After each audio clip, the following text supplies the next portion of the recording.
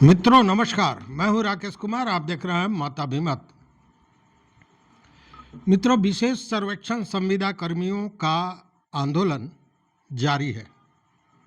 जी हां, जारी है। जबकि कल विभाग द्वारा एक सूचना निकाली गई थी, एक प्रेस विज्ञप्ति भी निकाली गई थी और इसमें कहा गया था कि विभाग इन लोगों को वापस, जो सारे लोग बर्खास्त हुए हैं, आप जानते हैं उस कहानी को, कि इन लोगों को वापस लेगी, लेकिन उसके लिए एक अपील करना होगा।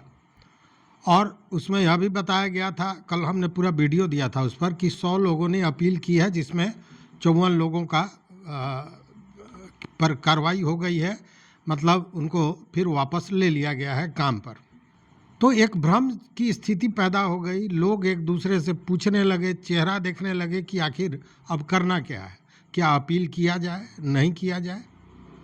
इसको लेकर हमारे पास भी कई मित्रों का फ़ोन आया, कई लोगों ने व्हाट्सएप पर बात की और सारे लोगों ने यही पूछा कि हम करें तो क्या करें। तो मेरा एक पत्रकार के नाते जो जवाब होना चाहिए था वो हमने दिया। मैंने बताया यही कि संघ के नेतृत्व में, आपका जो नेतृत्वकर्ता लोग हैं, जो आपके नेता हैं, उनके नेतृत्व में यह यहाँ तक पहुँचा है आंदोलन। और इसी आंदोलन की देन है कि विभाग को इस तरह से सोचना पड़ा, अन्यथा वो तो कह रहे थे कि हम इनको टर्मिनेट करेंगे और तुरंत निकालेंगे नई नियुक्ति और तुरंत कर देंगे नई नियुक्ति, लेकिन नियुक्ति तो नहीं हुई। फिर वापस करने की बात हुई, तो ये हुआ कहाँ से? यह इसी आंदोलन की परिणति थी। लेकिन मामला जरा अब इसको दूसरे तरह से देखिए।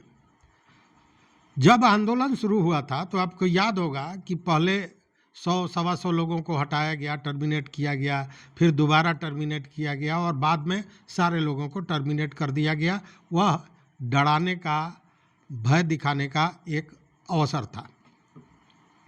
लेकिन कल जो हुआ, यह भी कहीं ना कहीं अगर दूसरे तरह से देखें, जिसको मैंने कल के वीडियो में वो संकेत भी दिया था कि मुझे इस पर विश्वास नहीं था।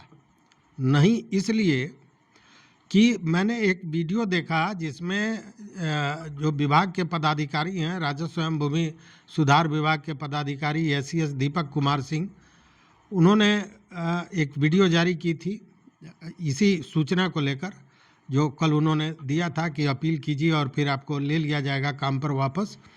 उसमें उन्होंने कहा कि सारे लोग जो चाहते हैं आना, वो अपील करें और विभाग उस पर विचार करेगी। तो वो नोटिस का तो मामला था नहीं, वह अपना एक यूँ कहें कि अपनी भावना को बता रहे थे या सूचना दे रहे थे इन कर्मियों को। तो वैसे में विचार करेगी की जगह अगर ये होता कि अपील कीजिए, ये आवश्यक है, क्योंकि सीधे हम वापस नहीं ले सकते हैं और आपको वापस ले लिया जाएगा काम पर, जो प्रक्रियाएं होती हैं उसको पूरा कर लिया जाएगा। लेकिन ऐसा कुछ नहीं हुआ, पहली बात।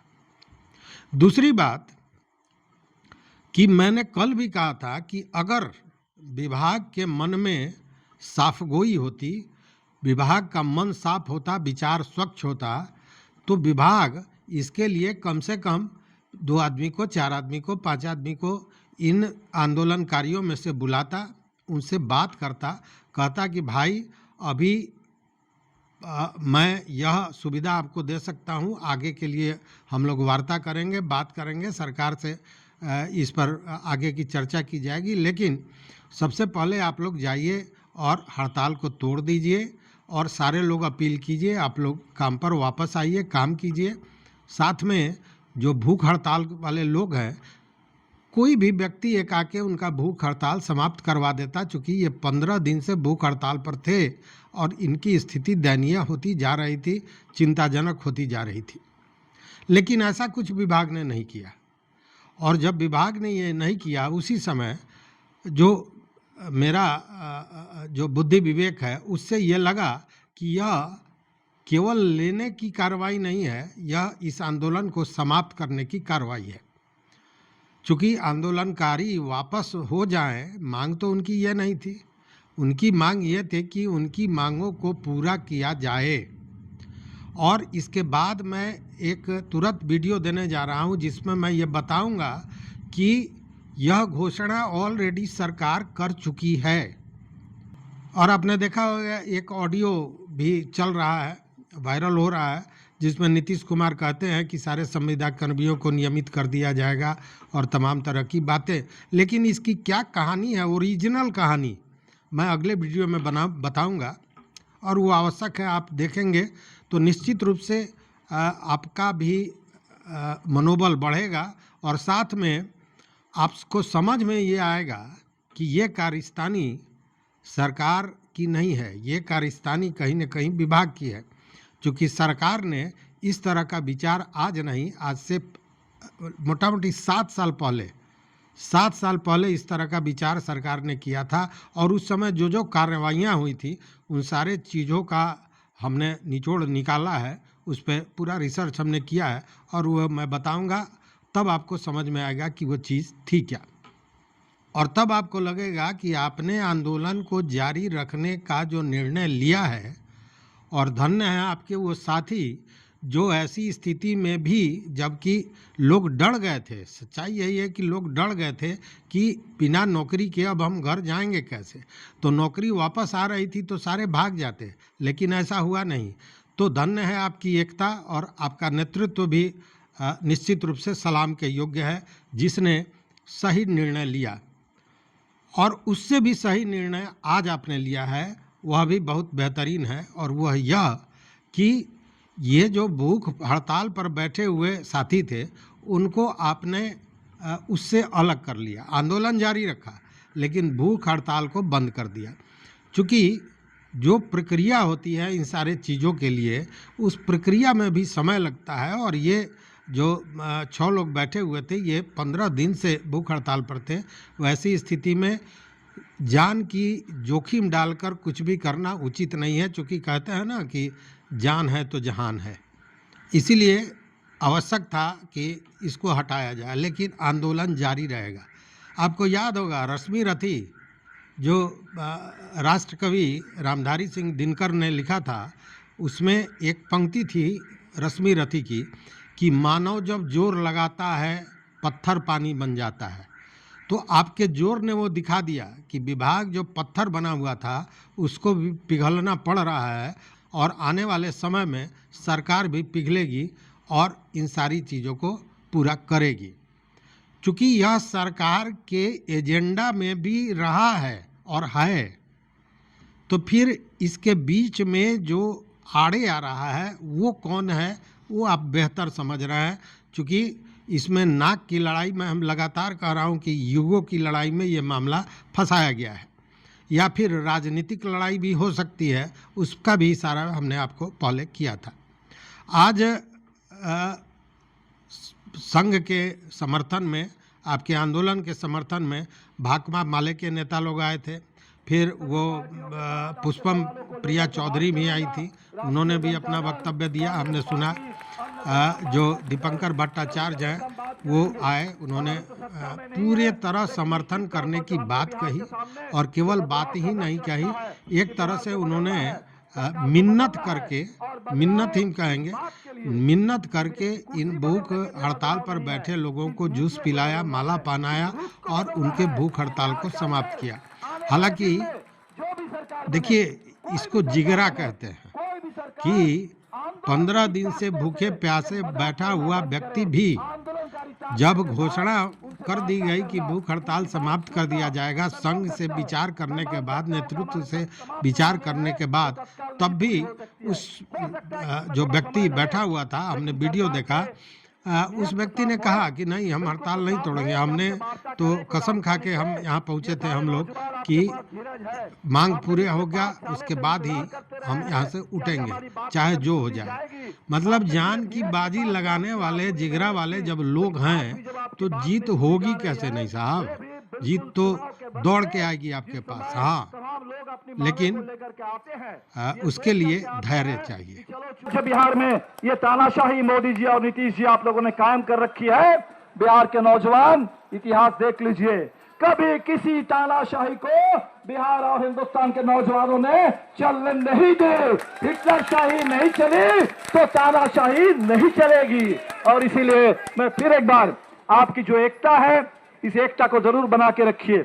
इसी एकता में आपकी पूरी ताकत है, इसी एकता से आपकी पूरी पहचान है। इस एकता को बिल्कुल कमजोर होने मत दीजिए। और आपकी इस एकता में, आपके इस पूरे वाजिब संघर्ष में, वाजिब मांगों के साथ इस जायज लड़ाई में हम लोग पूरा कदम से कदम मिलाकर, कंधे से कंधा मिलाकर हमेशा आपके साथ चलेंगे। पूरा बिहार आपके साथ चलेगा, पूरा हिंदुस्तान आपके साथ चलेगा। जरूर आप लोगों की लड़ाई ये जीत की मंजिल तक पहुंचेगी।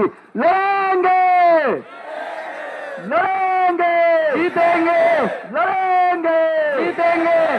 बहुत बहुत शुक्रिया। और उसके लिए धैर्य चाहिए, और धैर्य आप में है। रश्मि रथी आज याद आ गया तो फिर एक पंक्ति और बता दूं। पंक्तियां हैं कि सच है विपत्ति जब आती है, सच है विपत्ति जब आती है, कायर को ही दहलाती है। सूरमा नहीं विचलित होते, क्षण एक नहीं धीरज खोते। मतलब जब विपत्ति आती है तो जो कमज़ोर व्यक्ति होता है, जो कायर होता है, वही डरता है। और जो सूरमा होते हैं, जो साहसी होते हैं, जो आत्मबल से भरे हुए ओतप्रोत व्यक्ति होते हैं, वह कभी घबराते नहीं हैं और न ही अपना धैर्य, अपना धीरज खोते हैं। तो धीरज आप में है, ये तो आपने इस आंदोलन में बता दिया। इसलिए बता दिया कि मैं बार बार कह रहा था, पिछले वीडियो को आपने देखा होगा तो निश्चित रूप से हमने कहा कि आपकी सबसे बड़ी ताकत यही है कि आपने इस आंदोलन को कहीं से उग्र नहीं होने दिया है और पूरी शांतिपूर्ण ढंग से इस आंदोलन को आप आगे बढ़ा रहे हैं। और यही सरकार के या विभाग के माथे का पसीना बनकर निकल रहा है। सुनना ही होगा, आना ही होगा, या मैं बार बार कहता रहा हूँ, और वो चीज़ें सामने अब आ गई हैं। आपने जो धैर्य रखा, आपने जो शांति रखी, उसी का ये फलाफल है। देखिए, जिस दिन भाजपा कार्यालय पर आप गए थे और लाठियाँ चली थी, आप क्या समझते हैं कि फिर आज भी वो लाठियाँ चल सकती थी कि, लेकिन नहीं चली। उसका कारण यह है कि उस दिन लाठी पुलिस चला रही थी, लेकिन एक भी आंदोलनकारी ने कोई गलत हरकत वहाँ भी नहीं की। तो ये कहीं ना कहीं पुलिस के लिए भी सदमे जैसी बात थी। डर था, भय था कि ये तो शुद्ध गांधी जी के विचारधारा पर सत्याग्रह कर रहे हैं। इसमें बाद में निश्चित रूप से देखिए, पुलिसकर्मी भी आदमी हैं, उन्होंने भी जो कृत्य किया, बाद में उनको अफसोस हुआ होगा कि ये काम नहीं होना चाहिए था। लेकिन जब हुजूम होता है, जब परिस्थितियां उस तरह की बनती है, तो उस समय विवेक मर जाता है। जब नाश मनुज पर छाता है, पहले विवेक मर जाता है। तो कहीं ना कहीं विवेक वहाँ धाराशायी हो गया था, लेकिन आपने अपने विवेक को बनाए रखा। और सबसे बड़ी बात यह है कि आज आपका आंदोलन और भी मजबूत हो गया है, और भी मजबूत हो गया है। अगर विभाग के मन में ये भ्रम था कि जैसे ही ये निकालेंगे लोग भाग जाएंगे उधर, आंदोलन समाप्त हो जाएगा, मांग की बात चली जाएगी, यहाँ तो नौकरी बच जाए यही बहुत है, इस तरह की सोच रखने वाले भी लोग होंगे और जब वो जाएंगे तो आंदोलन कमज़ोर हो जाएगा। लेकिन ऐसा हुआ नहीं है। यह बहुत बड़ी बात है और यही ताकत आपको विजय श्री तक पहुंचाएगी और विजय का ताज आपके सर पे चढ़ाएगी। तो इस वीडियो में बस इतना ही। देखते रहिए मत अभिमत। मित्रों, चैनल पर नए हो सब्सक्राइब कीजिए, लाइक कीजिए, दोस्तों के साथ शेयर कीजिए और अपना विचार जरूर दीजिए। बहुत बहुत धन्यवाद, कोटिशः आभार।